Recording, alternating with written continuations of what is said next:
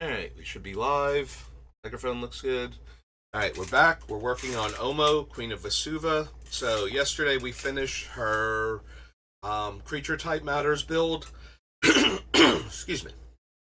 It's early in the morning, so instead of getting my post lunch phlegm, we're getting my early morning um, hacking and coughing instead. Take a sip of water. So we finished her creature type matters build where putting the everything counter on the creatures gives us not only the Lord's +1/+1 bonuses, but also their other secondary effects. Things like Island Walk from the Merfolk Lord, or one of the other Merfolk Lords can make them unblockable. The Illusion Lord gives Hexproof. The Tree Folk Lord gives Indestructible. So yeah, if we just keep putting all the everything counters on each one of the lords, they keep pumping each other and giving each other their side bonuses. So that was the other build. Now we're going to focus on the lands getting the everything counter on them, because that allows them to um, tap for mana of not only tap for mana of any color, but also count as the specific land subtypes for the cards that care about that. So the Urzatron is always online. As long as one of your lands has the counter on it, they will tap for all the mana that they could if all three of them were in play. Um, Cloudpost will tap for mana equal to the number of cards with the counter on them because they'll all be locuses or loci. Baldur's Gate will tap for potentially a lot of mana. Baldur's Gate takes the most work to get to that point, but once it's up and rolling, it provides a significant amount of mana. So we're going to be focusing on those and using that huge spike in mana in order to ramp into Eldrazi Titans and Cityscape Levelers, similar creatures to that. So I have the list as it existed before I started pulling for the creature type matters. So now we can flip that over. So we'll go through and we'll get rid of the cards that really only matter for the creature types. There might be a couple of them that stay on the list, similar to how a couple of the lands stayed on the list for the other build, just as an extra thing we can do. And then we can get rid of them once it becomes apparent we don't really need them. So, like, if Lord of Atlantis didn't make the creature build one, then it's not going to make the land type matters build. Scroll through here.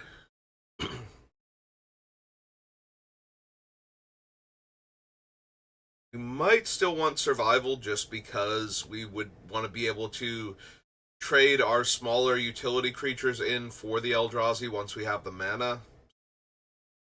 Palinchron can stay for right now because it might be able to generate infinite mana. I didn't care much for Allied, although Allied Strategies might have a better time here. We had a lot of card draw on the Creature Matters build, so maybe that one can stay for right now. Yeah, Wall of Mulch, on the other hand, did not make the cut, and I don't think it's going to here. Shifting Sliver can stay for right this second. I would not be surprised if we lose it. Frozen Drover is one of those, I don't even know how it made it onto the list. Like, it didn't work with the last deck, and it's unnecessary in this build, given the amount of mana we should be able to generate, so just gonna get rid of it. Azami can go. It's 4. Zubra can go as 5. Sachi can go as 6. Seshiro is 7.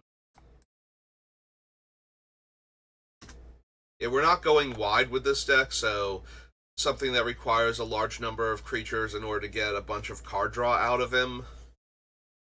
Probably not going to make it. I don't think we actually need the Patron of the Moon when we get down to it. Patron of the Orochi, on the other hand, has a lot of potential in this build, so keep that one. Vegas stays. Psychotrope Thallid can go. Um, yeah, we wound up cutting the Scion of Una because once they have Shroud, we can't do anything else to them.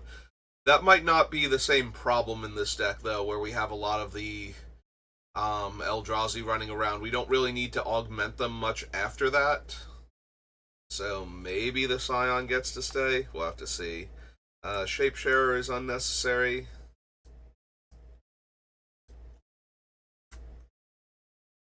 As is Spell Stutter. Timber Protector is one of the ones I could see staying, giving Indestructible to the other tree folk and to my lands that become forests. Seems relevant on the surface anyway. We'll have to see what the deck looks like.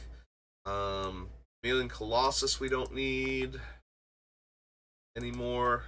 It's not a bad place to sink all of the huge amounts of mana we're capable of generating, but it doesn't innately have trample or unblockable, and we're likely to cut the cards that would give that to it. The only one I can actually see staying on the list that would function like that is the Great Bow Doyen, and even he might get cut eventually. He's nice because a lot of the Eldrazi Titans also don't trample, so dealing 12 damage to our opponent's creatures with a blocked Kozilek means that they will still take 12.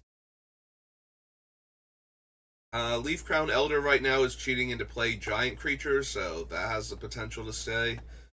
Mana Reflection is probably redundant. Maybe we still keep it, though. We will have a ton of ramp in this build, so... Woodfall Primus has utility. Lender Archmage can stay for right now. Tezzeret stays for now. We won't need the Spreading Seas anymore. We wound up not using it in the Creature Type Matters build, and we had 2 creatures that could potentially give all of our creatures Island Walk, so if it's not good enough in that, it's not good enough here. Karabaz Druid was just kind of underwhelming as a mana generator for the creature type matters. In fact, most of the ones that generate mana based on creature types can probably go, even though I didn't grab Priest of Titania or Birchlore. So, I think it was Birchlore. Or Wirewood. Maybe it's Wirewood Channelers. Anyway, so we might have to go back and grab them. The Wari Shapeshifter is similarly underpowered. It's undercosted as long as the things that we want to copy are allies, which they could have very well been, so it was worth considering, but... I think we have better things to ramp into than the Wormcoil Engine is the problem. 16... We might lose the Metamorph because a lot of our things are legendary, because they're the Eldrazi Titans specifically. We'll have to see. Cyclonic Rift definitely stays. Plasma Capture stays for right now. Thassa's kind of underwhelming. Can get rid of her. Hugin stays. Bring to Light wound up getting cut, and I think it'll wind up getting cut here because a lot of the things are too expensive. Ceaseless Hunger stays. Endbringer stays for right now. Great Distortion. Worldbreaker. Promised End. The Bestiary was underwhelming. Yeah, in this build, I don't think I'm going to take time out of my busy schedule to put counters on my creatures so they can tap for mana. The creatures that I'm running are going to be intended to accelerate me to the Eldrazi or the other mana ramp anyway, so... Alright, so that's 20 cards already off the list. Bring this down to 164. Clear that off. Yeah, let's grab the, what's her name from Urza's block. Priest of Titania can go. We scroll down to Onslaught. Wirewood Channeler. Get rid of him, I think, also.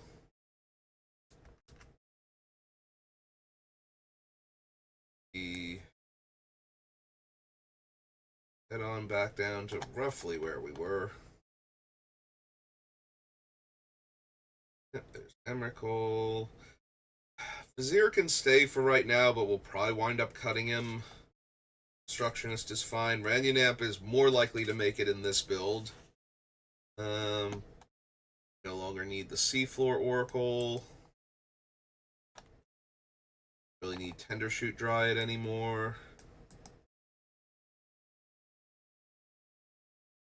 Yova can stay. Jade Colossus can stay for right now. We'll have to see if he's still good enough. Guardian Project stays for right now until I know what my other card draw looks like and how well it's going to work in this deck. Hydroid Krasis can stay. Karn is worse in this build, and we wound up not running him in the other one, because here we're going to ramp with Artifact Mana a lot more, so somebody stealing Karn or something actually becomes a huge detriment. And so I don't need him to randomly hose people's mana production in the early game.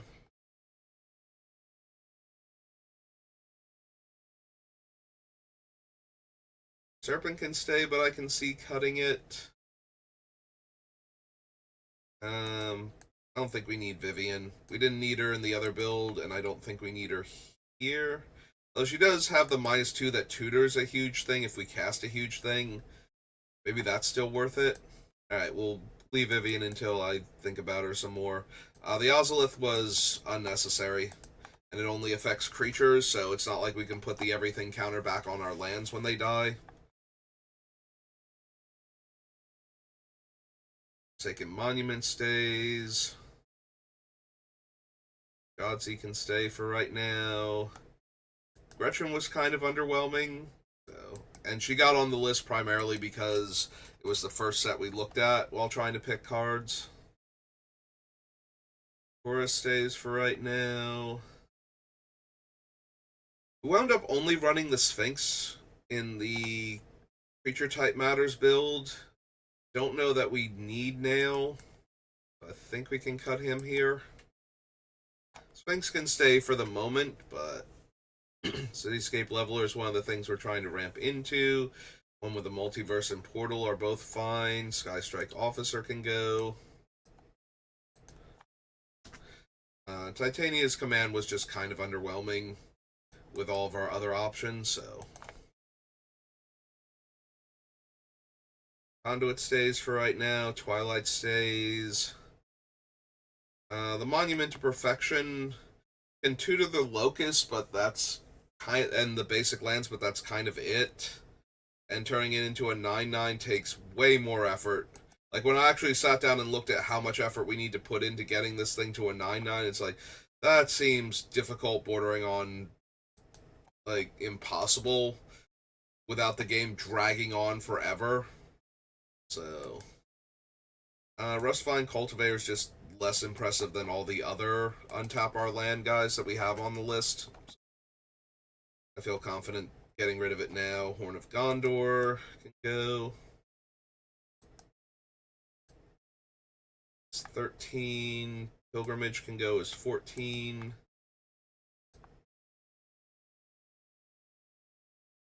I can go. Roaming Throne stays for right now, but the problem with Roaming Throne is it does not actually work with the Eldrazi cast triggers. It copies creatures with the same type, not creature cards with the same type. So while they're not in play, they're not creatures, they're creature cards or creature spells. So the Roaming Throne can actually copy, like, Emrakul's cast trigger or something. I think I made the illusion that it could when we put it on the list initially, so that was my mistake. I misread the card. I missed that it specifically says creatures and not creature cards. Because if it says creature cards, a creature card is a creature in any zone, whereas specifying creature means a creature physically in play at the time, or from a creature source that was in play at the time for using last known information. If the creature gets killed in response to its trigger, that still works because it was a creature when it triggered. even though it's now a creature card in the graveyard. The semantics of Magic. If you know what I'm talking about, it makes perfect sense. If you don't know what I'm talking about, it seems baffling that that's a distinction, but it actually is in the game. Yeah, we don't need the Sovereign, and we don't really need the Archdruid either. So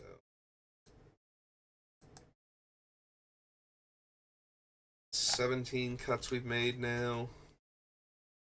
Cultivate stays. Lord of the Unreal is one of the more tempting ones. We can still lose the Phantasmal Image, though.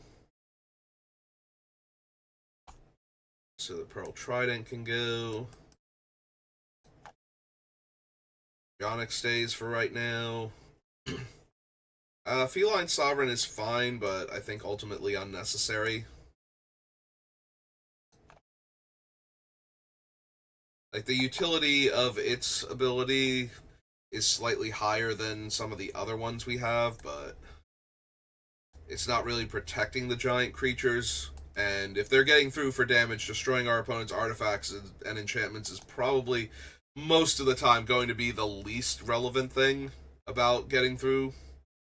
Like, yay, Kozilek hit them and he had an everything counter on it, so I get to destroy your artifact. No, that's not where we're at. Realm Seekers is too expensive for its land tutoring ability. We keep those for right now. We probably don't need Spellseeker. It wound up not making the deck before, and we only have, like, aside from tutoring for Mana Drain or Counterspell, or not Force of Negation, Pact of Negation, it's tutoring for things like Rampant Growth and Farseek. So, the power level differential after we tutor for, like, one of 3 counterspells is absurdly low after that, so I think we can get rid of it. We don't really need it, that Herald's DM. Making them cheaper isn't doing much. It's not like if Emrakul costs less and Kozilek costs less, we're going to be able to cast both of them in the same turn, where we couldn't before 99.9% of the time. Either we're generating such huge amounts of mana that casting both of them in the same turn is very doable, or we're not, and shaving one off the casting cost of them isn't super helpful. And we're unlikely also to need that one off the casting cost to cast them in the first place. So, like, just to cast one of them in a turn with what we're doing, we should be able to just keep ramping until we have more than enough mana. Keeping Kozilek and his command. Nadu stays for right now. Binding stays for right now. Defiler. AC stays. Commander's Plate was kind of underwhelming. Maybe it'll be better here where we're equipping Eldrazi Titans instead of random creature lords, but I have to believe it'll go. Reshape the Earth is just comically high casting cost, low impact once we can cast it. Like, I can get all of the lands into play. It's like, they're not all naturally gates or loci or Urzatron, so even if we could just cast this off of a couple of lands, what are we getting that doesn't take forever for our commander to turn into useful things? Venture Forth can stay for right now, but I can see cutting it. Bane of Progress is worse in this build, and it didn't make the other cut. That's all 24. Okay. Pop back up here. Go down to 140. Clear this off. All the way back down to the commander section.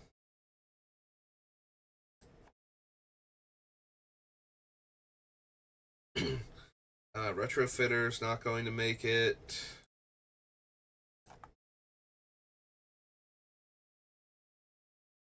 Min won't make it. Astral Dragon, probably not, but maybe. This is not an Endless Evil deck.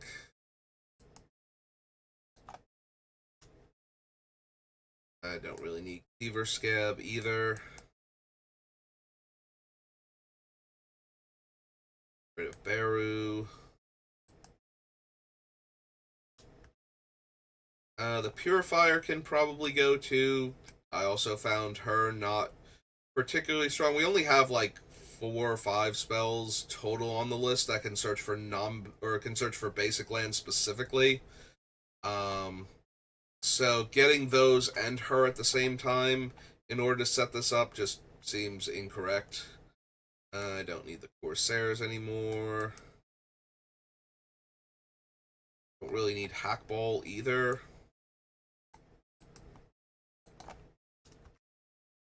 Ripple stays. Copy land can stay. Sage of the Maze is fine for right now. We just need to fix that typo again. And I don't really think we need Bilbo's Ring this build. That's another 9 cards gone. Which brings us down to 131. Alright, we clear that off. Alright, now we can start looking at the cards that meet the theme of the build but aren't actually necessary.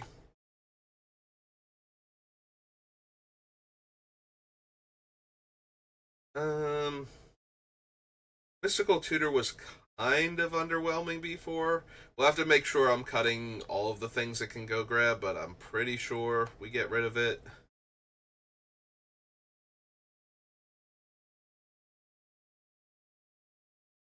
All of those for right now. I don't know how much I want to cheat the Eldrazi into play versus ramping into them to hardcast them, but I do know that having the option to cheat them into play is something I'm going to consider.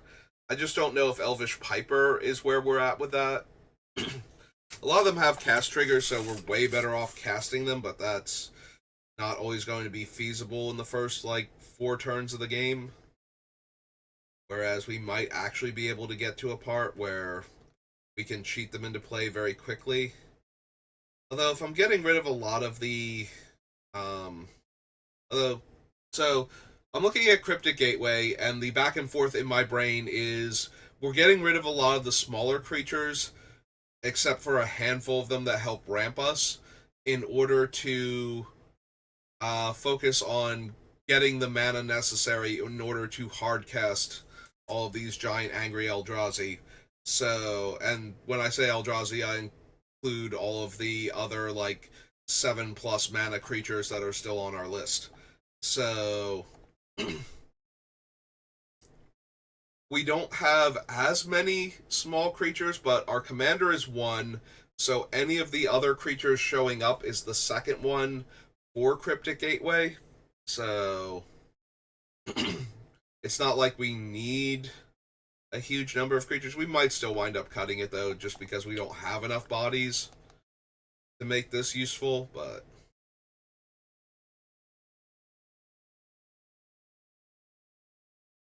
definitely going to try and keep those. Gama's Reach, Sakura Tribe Elder, Patron, Horde, Vegas, and the original Candelabra.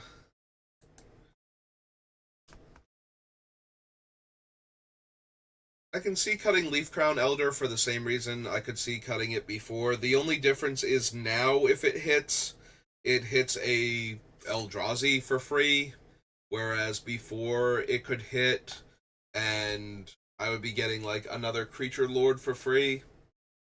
So maybe it still stays, but... So we're using a ton of artifacts and land searchers to ramp, and a couple creatures while we're at it. So Tezzeret being able to untap 2 of our mana rocks is a huge game.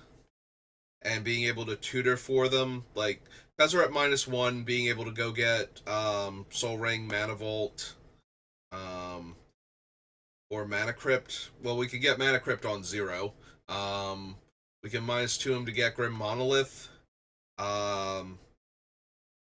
We can technically -4 to get some of our other stuff. Also, the -3 gets Crucible. So he gets a lot of important artifacts he can tutor for the expedition map if we need the lands. And then just being able to untap 2 of our mana rocks and get a ton of extra mana, since we have multiple mana rocks that produce 2 to 3 mana already on the list. We probably actually don't need Avenger of Zendikar is a big thing to ramp into. The Avenger was nice because it can turn our other creatures into plants, or Omo can turn them into plants. Avenger will then buff them when we landfall. So Avenger had a lot more play to it in that build. We also probably don't need Thought Adele. She's nice for stealing our opponent's ramping artifacts, but we have to get her in the early game where they have to have islands and not have drawn like their soul ring and whatnot in order for that to be a good thing. Kozilek, Ulamog, Beast Within.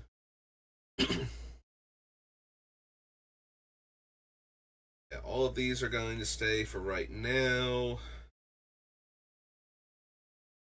I can see cutting Plasma Capture, it's just way too mana intensive, both color wise and the amount of mana spent.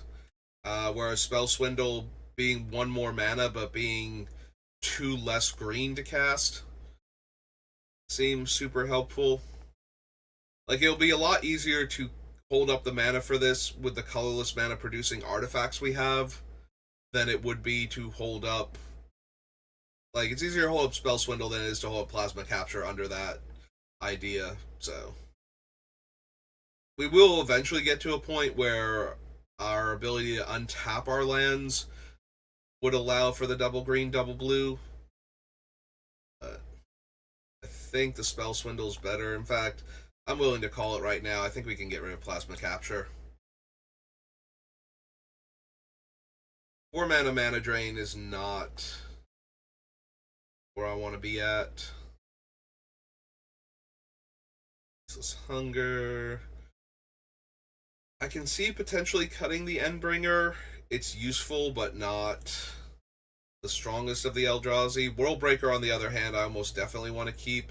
Having a cast trigger that blows up the 3 card type or exiles the 3 card types is very helpful when they're being problematic. I love having ways to exile indestructible artifacts, especially. I've played too many times against oh god, not Muzio, the other one, Arkham, where he would tutor for Darksteel Forge to make all of his artifacts indestructible and then move on from there. I played against that a lot in the early days of Commander. Well, not the early days of Commander, the early days of me playing Commander.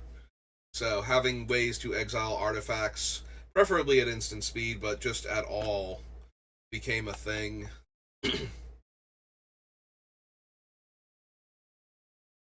So if you ever see me putting cards like into the core in my deck and trying really hard not to cut them, it's because of setups like that, where I just desperately need to be able to exile the indestructible artifact that's making everything else indestructible.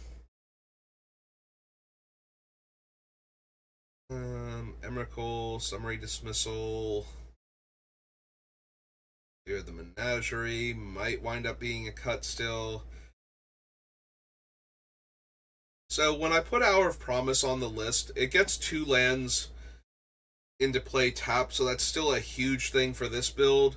But we have to have already turned 3 things into everything in order to have deserts, and that might actually be harder than it sounds. We don't have a lot of ways to make our commander unblockable, and we probably won't have room on the deck list for things like Rogue's Passage and Access Tunnel because we have so many specialty lands we need to worry about. So I can see eventually cutting Hour of Promise, but right now it double tutors the specialty lands we need into play, so probably going to make the fact that it gets 2 of them is probably what's going to push it over the top for 5 mana. Like, Reap and Sow only gets 1 into play. This one gets 2, and I think that's just too good overall. The fact that we will almost never get the zombies if we cast it early enough is kind of whatever. That's not the important part. It is nice, it's helpful, but it's probably not happening as often as you would think with the build we're working on.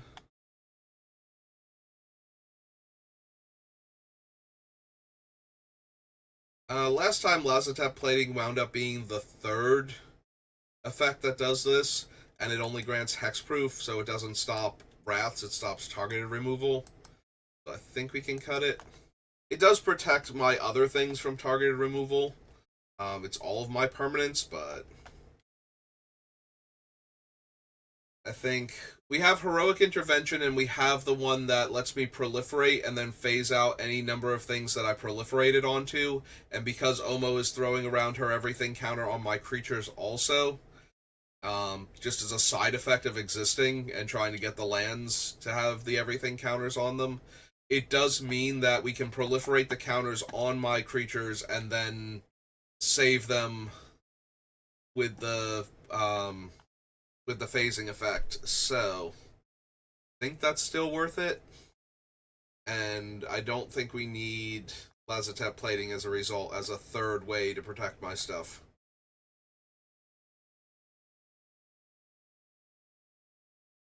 Autumn, Boundless, Clear Skies.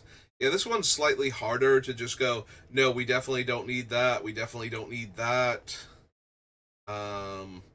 We're getting to the point where I need sublists to break down what each of these things is doing in my deck. We have a lot of different ways to cheat the Eldrazi, despite having enough ways to hardcast them, so we probably have too many ways to cheat them into play.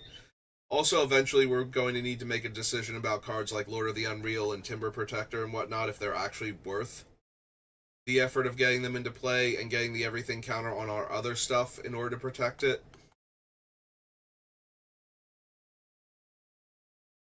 Like I said, we had a similar thing where I left, like, original Ulamog and second Ulamog on the list because they're just good removal spells when you get to them, and we still had enough ways to ramp mana, and we wound up cutting them eventually. I have a feeling it's going to be very similar for this build.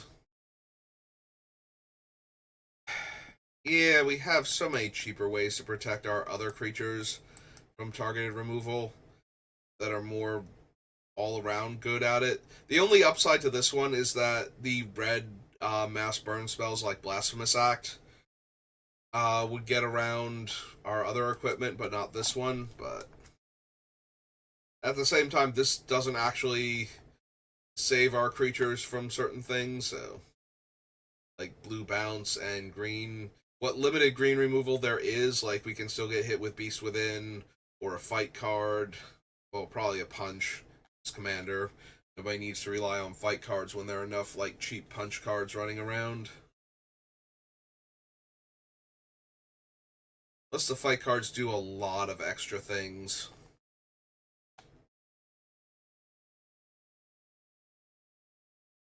One, two, three, four, 5 more cards off the list. This is down to 126. Alright. So we have enough time to do this, so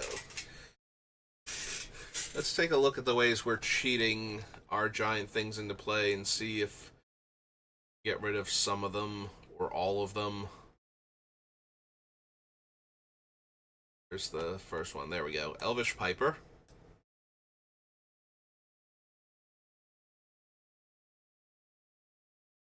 Gateway.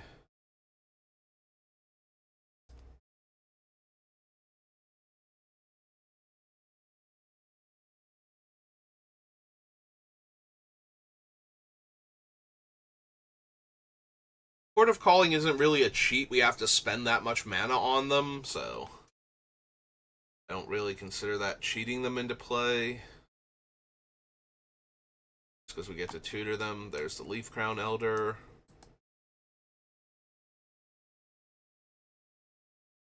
Tezzeret, Expedition Map. Kozilek, Ulamog, Beast Within, Liberated, Metamorph.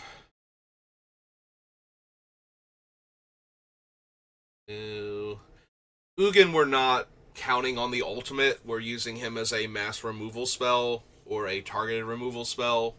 So saying that he can cheat them into play is pretty disingenuous, even though that is a possibility in the long run.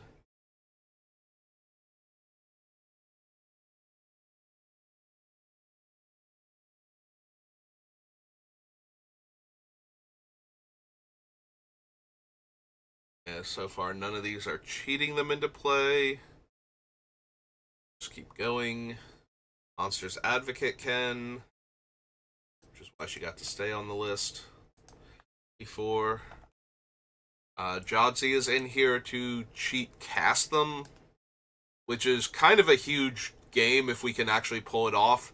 The problem is we have less ways to stack our deck, but enough. The other problem is the Worldly Tutor and Sylvan Tutor that would trigger her will trigger her on casting them, so that we won't have the thing on top. Then we need to follow that up with another spell. And if we don't know what the top card of our deck is at the time, we won't know if it's worth casting it to get one and to set up for the other.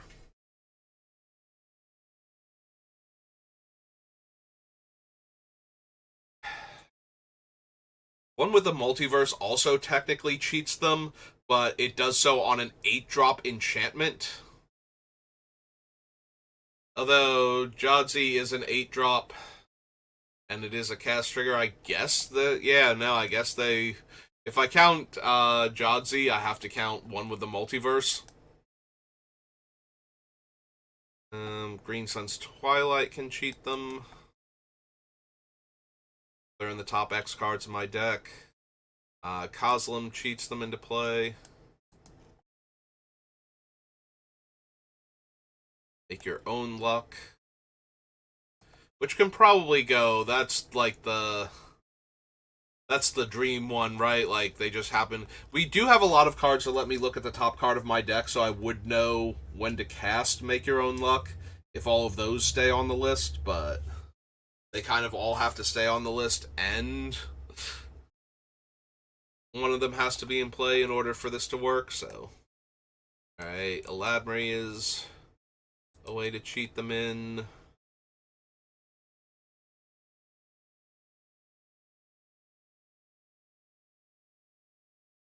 Those. Discovery. Kindred Summons is a way to cheat them in.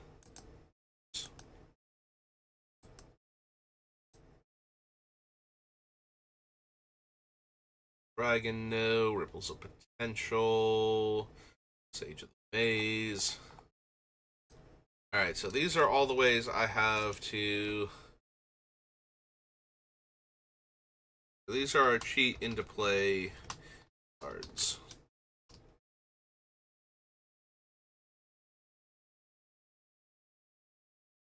Elvish Piper. Gateway. Crown Elder, Vivian, Jodsy, Multiverse, Green Suns, Ogier Kaslim, Make Your Own Luck, and Eladmeri. Oh, and Kindred Summons. So yeah, Make Your Own Luck just feels horribly underpowered compared to all of these. Oops, I did that thing again. So, cut Make Your Own Luck. Honestly, I think we cut the Elvish Piper and probably the Cryptic Gateway. I think Leaf Crown Elder is doing a better job than Gateway is, even though he can only do cards from the top of my deck, whereas Gateway can do ones that I've drawn. We still need to get 2 creatures into play and get the everything counter on both of them, most likely, because we don't have any cheap Eldrazi. We cut the only singular one we had on the list, so we do actually need the everything counter on both creatures, and it's still a 5-drop artifact, so... End of the day, I don't think this is worth it.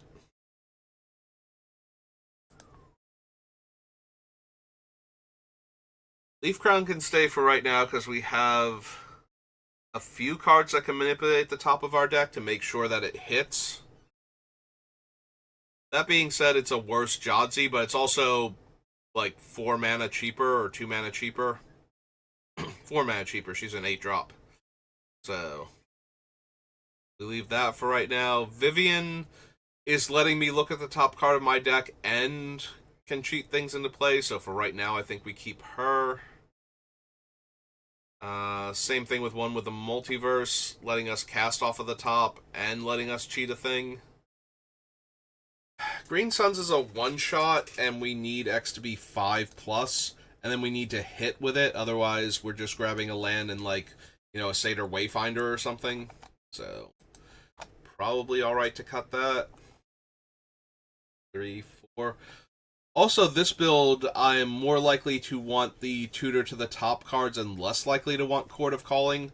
Like, my mentality for cutting Worldly Tutor last time was that we have Court of Calling and most of our creatures were cheaper. Not how you spell Court of Calling, or did I misspell Court of Calling? Pretty sure that's supposed to have an H in it. I could be wrong. But yeah, last time I justified cutting Worldly Tutor because Court of Calling can tutor directly into play most of our creatures for like 5 mana, 6 mana. In this version, we want them on top of the deck for 1 mana, so we can either cheat them into play that way or draw them later on and hardcast them. So I think Cord, like, we can't really, we can, but we're spending, you know, 8, 10, 15 mana to tutor things with Court of Calling, so 1, 2, 3, 4, 5 more cards off the list.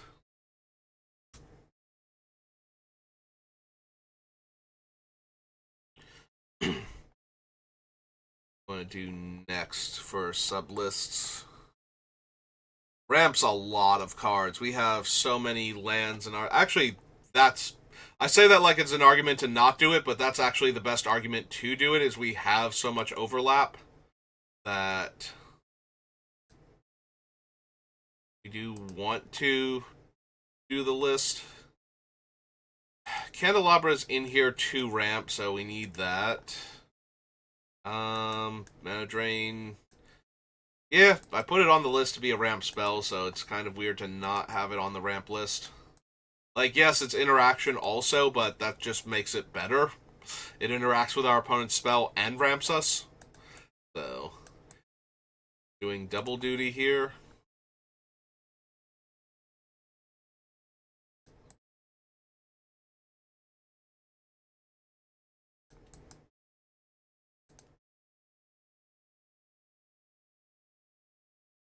Oh god, I crossed them off the list without actually getting rid of them. Shoot. Alright, so we got rid of Elvish Piper. Ah, that's super bad. We got rid of Cryptic Gateway.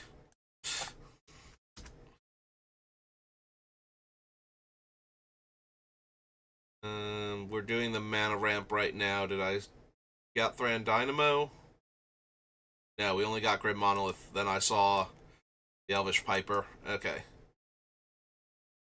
Grab Thran Dynamo.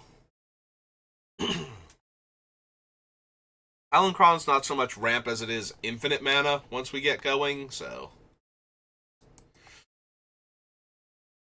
It's either not ramp or the most ramp. There's not a whole lot of in-between for it. On both of these. Farseek is a ramp card. Patron is kind of a ramp. But actually, no, it's a ramp spell. Despite being an 8-drop on its face, it is definitely a ramp spell. Alright, grab the Magus. Noted these. I think we left Leaf Crown Elder on the list. I have to double check that. Mana Reflection.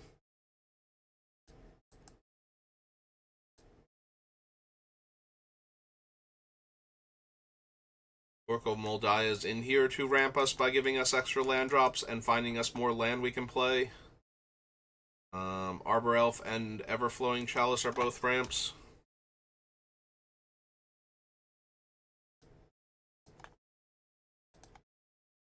Dreamstone Hedron.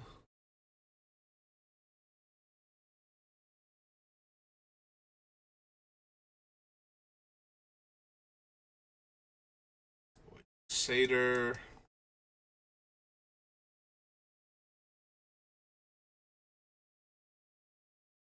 None of these are actually ramping me. Emrakul, Summary, Disallow, Intervention. Hour of Promises ramp.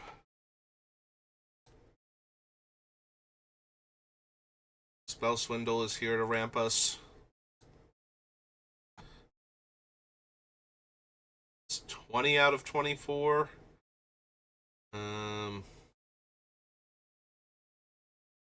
Cures 21.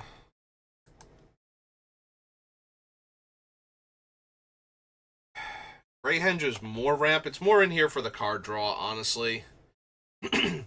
Once we get one of our huge creatures into play, it becomes a lot cheaper, but we need the ramp to get to the big creature first, so.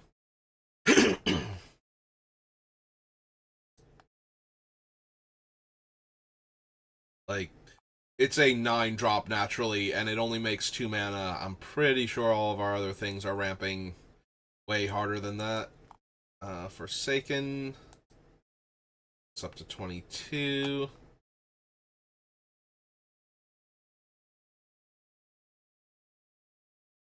This one just puts it into my hand, so that's not a ramp spell.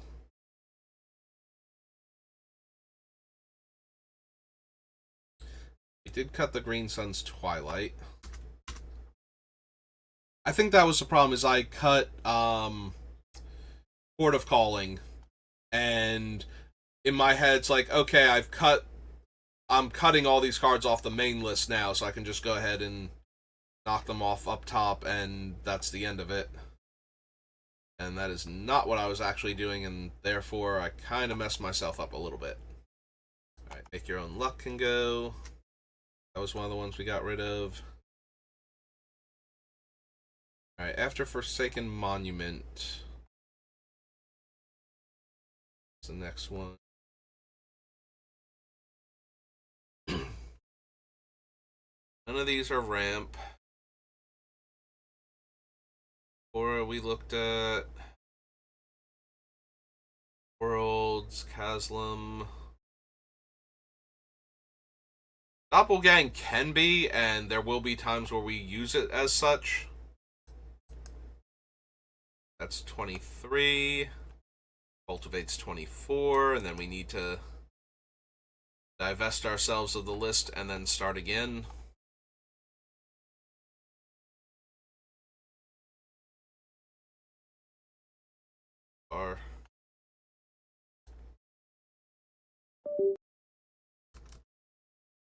Alright, so this is ramp. A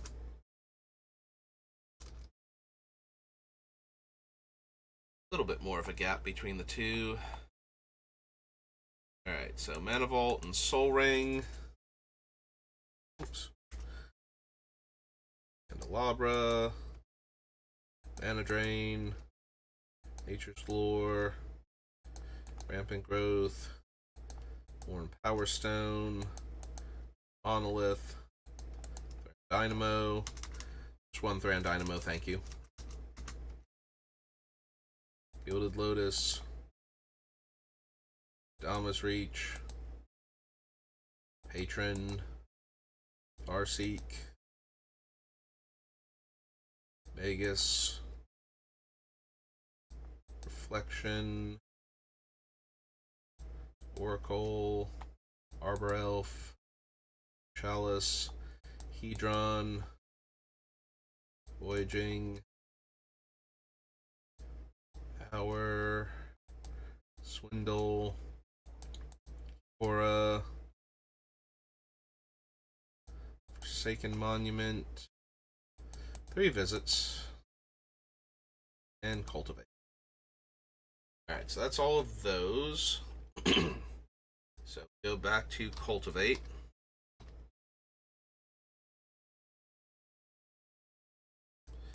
Back to Cultivate. There we go. Clear all and check for the last few ramp spells that are definitely still on this list. So Vala's here to ramp. Emrakul, Kozilek, and Command can ramp us if we choose to make the spawn. Nadu can be a ramp if he's getting targeted, which we can do with our equipment, so kind of. Binding. AC. AC lets us play an additional land, but if we don't have lands to play, it doesn't find them for us, so I'm less inclined to make AC a ramp spell the way I did the Oracle, because Oracle is looking for the land in addition to letting you play extra lands, whereas AC you have to have the lands in order to draw more lands. Venture Forth, though, is a ramp spell. Tempt with Discovery and Arcane Signet. And Escape Refractor.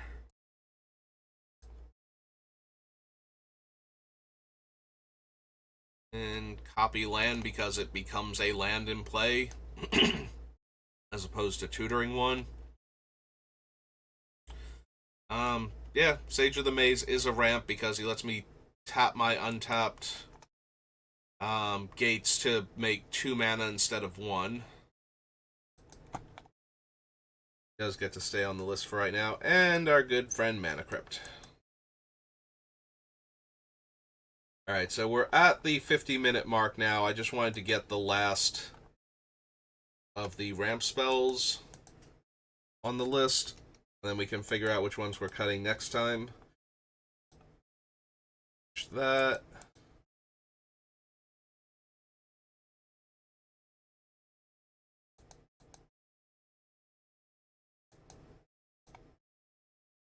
And we're all set. Alright, so that's going to do it for me for right now. I'll be back on later doing some drafts, most likely, on Arena, and then playing more Final Fantasy VII Rebirth after that. But yeah, it's going to do it for me for right now, so thank you for watching, and I will see you next time. Have a good rest of your day.